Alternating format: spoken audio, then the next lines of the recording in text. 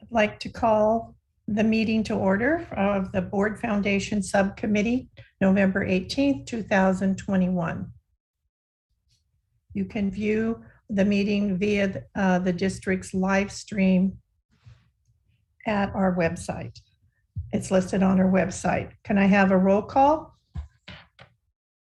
Board Member Cornett. Here. Board Member Girardi. Muted, but here. Sorry, here. Board President Gauthier. Here. Board Member Bush. Here. Director Goodman. Present. And Superintendent Sweezy. Here. May I have a motion to approve the agenda? So moved. Okay, Mark made the motion. May I have a second? Second. Okay, a seconded by John. All those in favor, raise your hand and say aye. Aye. Aye. Any opposed? Motion carries. Number 3, do we have any public comments, written or telephonic? We do not have any public comments, written or telephonic. Okay, thank you. We'll go on to information and discussion and a foundation update, and I'll turn that over to Ellen.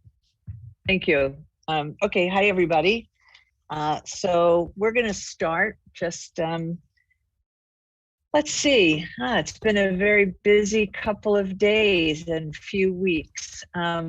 I will say that we were able to get our fall newsletter out electronically. And so that was our November newsletter at Hobbs. And it featured the Wellness Center. I don't know if I froze there. It featured the Wellness Center as well. In addition to the many events that we will be involved in, either as recipients or beneficiaries of, or whether we'll be producing them. And so that went out to our email list. Right now, currently, our workload includes our year-end holiday campaign. And I just have some statistics and information on that. So we're going to start that campaign with, as an e-campaign. We'll be doing email blasts. We'll also be doing social media blasts. And those dates for distribution are November 23rd, the 30th, December 1st, the 8th, the 15th, the 22nd, and the 29th. And I believe that we have our Giving Tuesday is November 30th. So if you are on the email list, and hopefully everyone is on the email list, you'll see all of those circulations. The themes of those circulations will vary. There will be an email from myself. There'll be an email from Dr. Sweezy. There'll be an email from a student. There'll be an email from a teacher. So they'll have a couple of different themes. Our event season, well, we're coming out of a 19-month shutdown, so it's a whirlwind, and we have an event on December 9th, and that event is a Keisha D show. It's at the Roost in Cathedral City. What's really kind of nice about that, the Roost will be doing a lot of the work, and they're doing all of the underwriting. And they've also pledged, the owners of the Roost have pledged $20,000 to the foundation to support the Keisha D Music Scholarship. So that's a nice holiday gift. We feel very honored. They do this every year, actually, to a variety of different charities. So we're fortunate to be the recipients. The next event is on December 15th, and that is the Greater Palm Springs Realtors Association Bad Santa event, and that is a toy drive. It's at the Village Pub on Main Street in Palm Springs.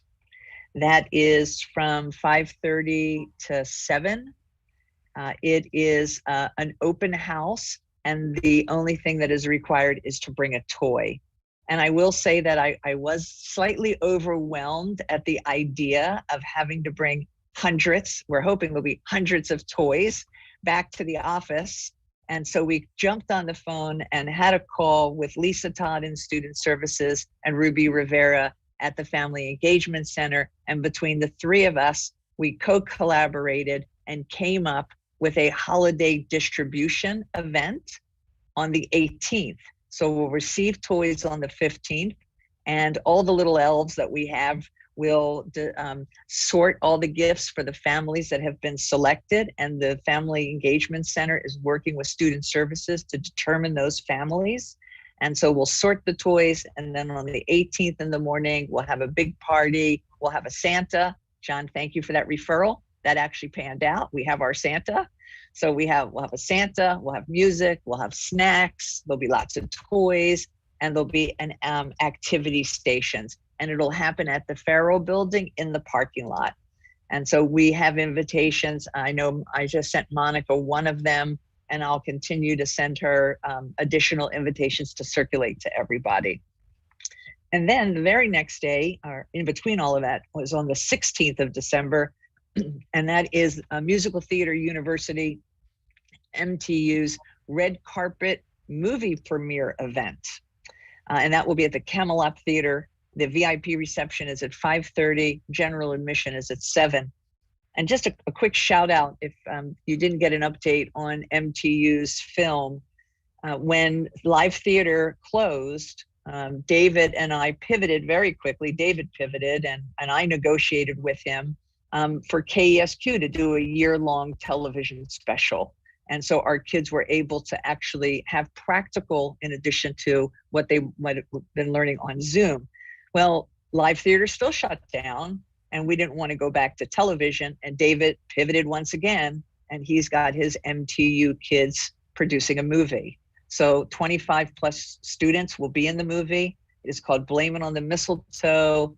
And there are cameos with our local celebrities, Lorna Luff, who is Liza Minnelli's sister, Lucy Arnaz, Lindsay Wagner, and Ruta Lee. So there's a number of local celebrities who will be doing cameos with the students in the movie. So we're very excited about that.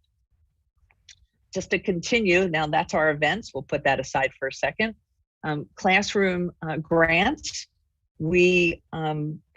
I'll just explain a little bit. Classroom grants it's an open application in the month of August, and we accept applications for amounts of $500, $1,000, up to $2,500, depending on classroom or collaborative or school site. I also want to clarify, money comes in all year long for classroom grants.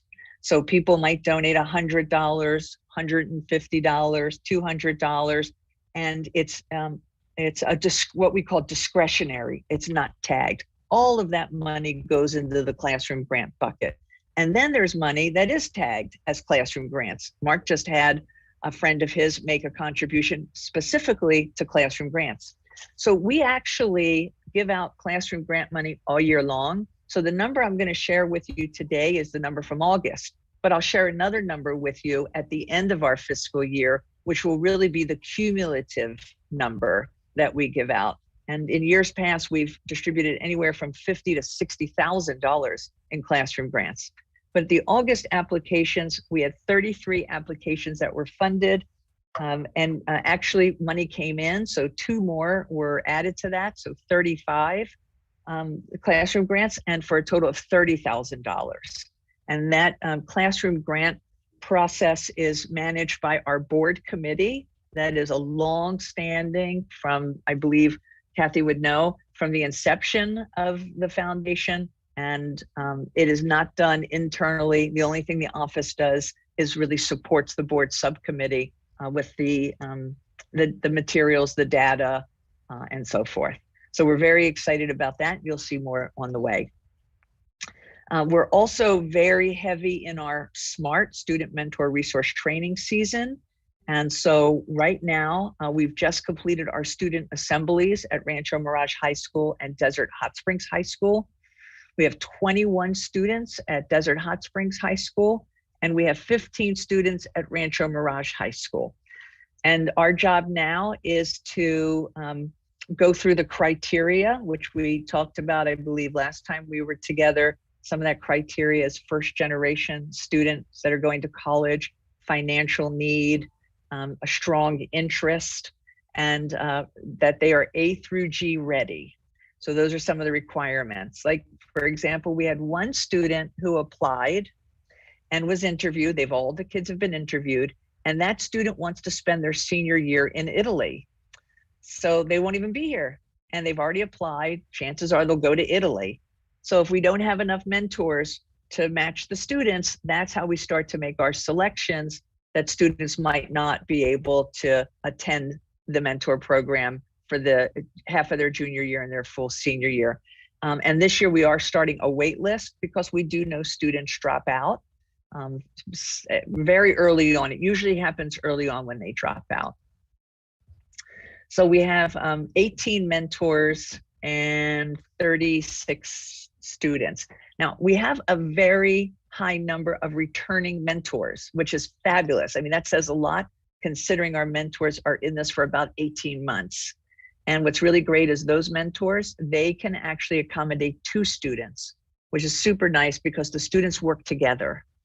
So we really believe that we will only have about 3 or 4 students on the wait list. Now, the wait list is, we're very interested, we'd like to accommodate them, but we don't know if we have a match yet. So, like, for example, they might not have a high financial need, but yet they still qualify for all the other things. So those are the kinds of criteria that would put them on a wait list. We are just wrapping up our revisions for our 3rd iteration of our handbook. Each year we learn more and more about the handbook. So we've just completed that, and we are sending that off to the printers. Our first day of SMART is January 12th, and we are having a mentor training on December 14th. And that is a 3/4 day training where we will go through all of the processes and procedures. The mentors will hear from counselors, administrators, other mentors, and we'll do some fun icebreakers and go through the handbook. We meet many times, just so you know, the mentors meet many times to provide feedback and to continue to refine the program.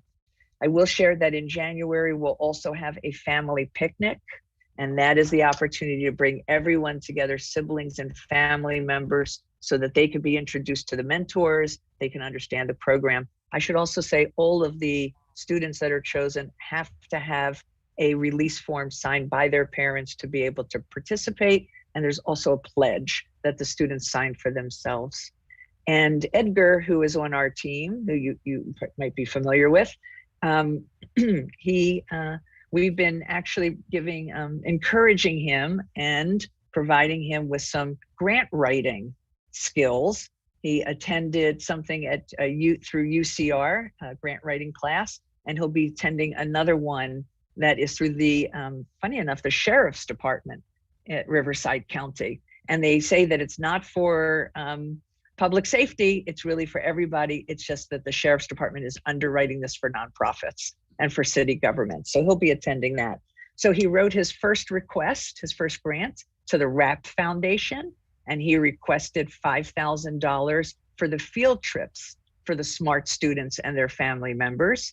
And I'm very happy to say his first grant that he applied for, we received. And we got a notice, so we got $5,000 from RAP. We hope that trend will continue as he looks for more local money. So I'll pause there. That's what I have to report in our day today. And I would ask Mark and Kathy if there's something that they could add. Ellen, the only thing I would add is simply to say that in addition to all the email outreaches for the year-end fundraising, we also will be mailing out a print outreach campaign shortly after Thanksgiving. In addition to which, all of our board, I shouldn't say all of our board members, most of our board members are doing their own mailings to their own communities, emailings for year-end contributions. So we're in the thick of that. And I would also say that all of the wonderful work that's being done around SMART is making that program into possibly the most fundable thing we've ever done. It's the potential for fundraising around it is incredible. And what Ellen has set up is a sponsor a student model for those of you who may have forgotten. So we're inviting community members to sponsor a student in his or her journey through the SMART program. So a donation from an individual would cover the cost of field trips, iPads, whatever. So the fundraising potential of that is, I feel, enormous. And the work that's being done to make this program successful is, I think, going to pay off seriously down the road. Kathy, that's all I had. I just wanted to say that the last two foundation board meetings have been in person at the district center, and it's been very enthusiastically received, and it's been morale building, you know, so it looks like the team is coalescing again and getting ready to go to work. And as you can see, in December is chock full of activities. And so it looks like it's shaping up for a nice season with everyone on board and masked up and ready to go. Thank you guys. I really appreciate your sharing that. One thing I will add, and Mark, I really forgot about those mailings. I'm going to share budget, just some budget information right now. Just so you know that we are 64% to goal. So we're not even 6 months into the year, and we are at 64% to goal, and that is pledged and received.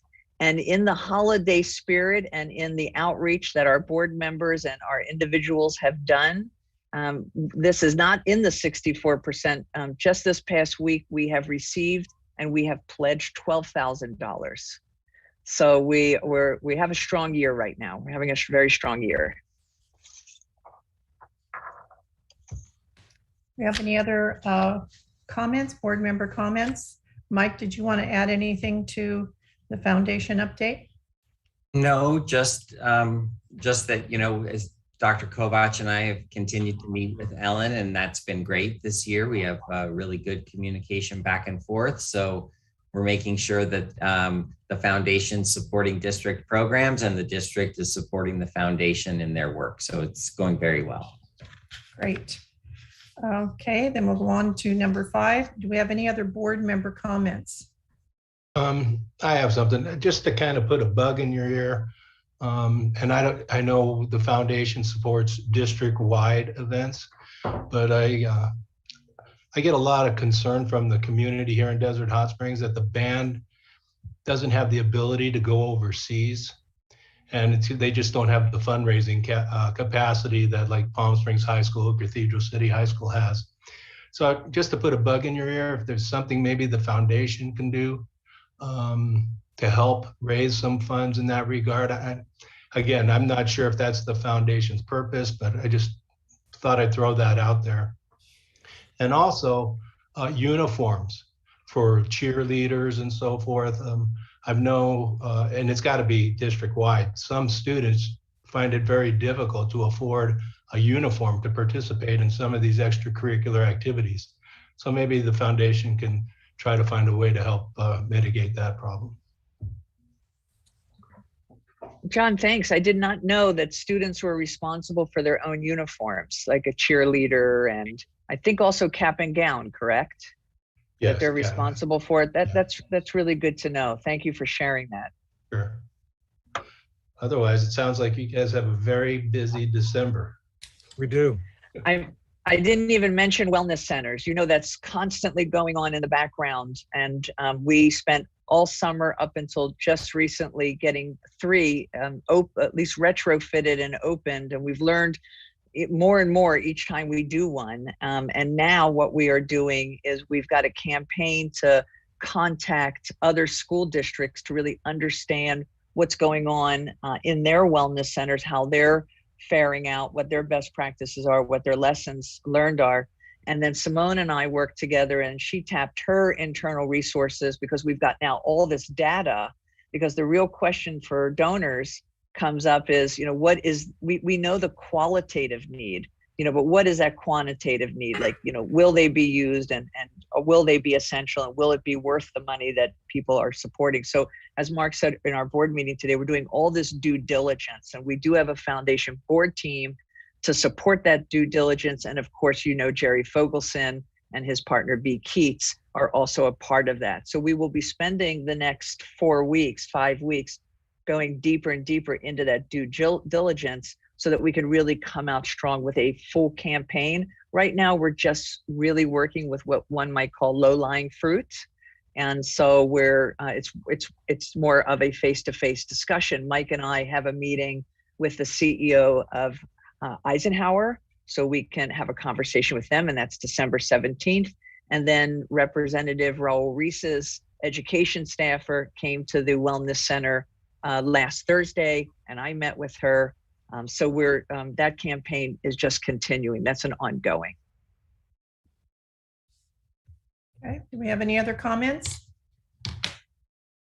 Karen, I might just throw one more piece of information in there. Some of you may know this, but one thing that happened this week is that Ellen and I had a very good meeting with our newest Board of Education member, Sergio, who spent an hour with us at the foundation offices, talking about how he could bring his community to bear on several things we're doing. And it was very gratifying, and it was a very productive meeting.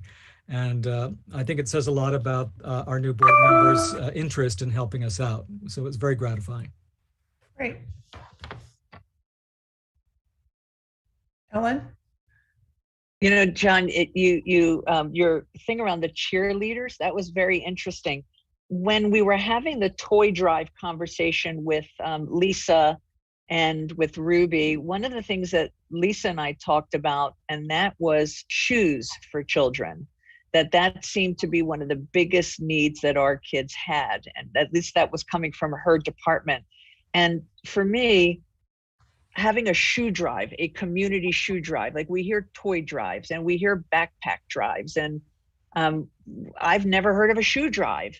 And we talked about possibly having one this spring where we really did this big campaign with our community and get different retailers to hold, bins where people could drop off shoes and so forth. And uniforms actually might fit into that. As far as people sponsoring uniforms. So I'll keep thinking about that. I think the shoes is really fantastic. And it's a very, I hate to say it like this, but there's so much need and it really touches that heart. But the uniforms we might do. The band could be a little more difficult, but I will talk with Mike and Simone, and we'll talk with the band leader. I think I've talked to him a few times. Is his name Matt? Yeah, right, Matt Ingleson. Yeah, nice guy. I've talked to him a few times, and we'll see what's happening over there. And share some love over there. Okay. No, you're right. There is a big need for shoes. I know here in Desert Hot Springs, our local Rotary at the elementary level, we have a clothes pantry at every elementary school where we have socks and undergarments and things like that. Because a lot of times students will come without any socks on and they need some socks, or accidents happen and they need a change of clothes.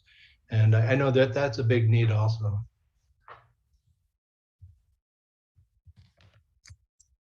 Any other comments? Okay.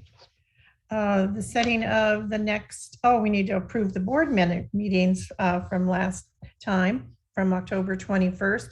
Everyone should have received a copy. The only correction I have is I was referred to as the board clerk. I'm actually not the board clerk. Madonna is. So that would be the only correction that I have. But could I have a motion to approve the minutes? I'll make that motion with the notation that you were board clerk for a night. Yeah. I will second. All those in favor of approving the subcommittee meetings from October 21st? Aye. Any opposed? The motion passes. Okay, we're down to number 8, adjournment. Can we have a motion to adjourn? So move. Second. Okay, all in favor, say aye. Aye. Aye.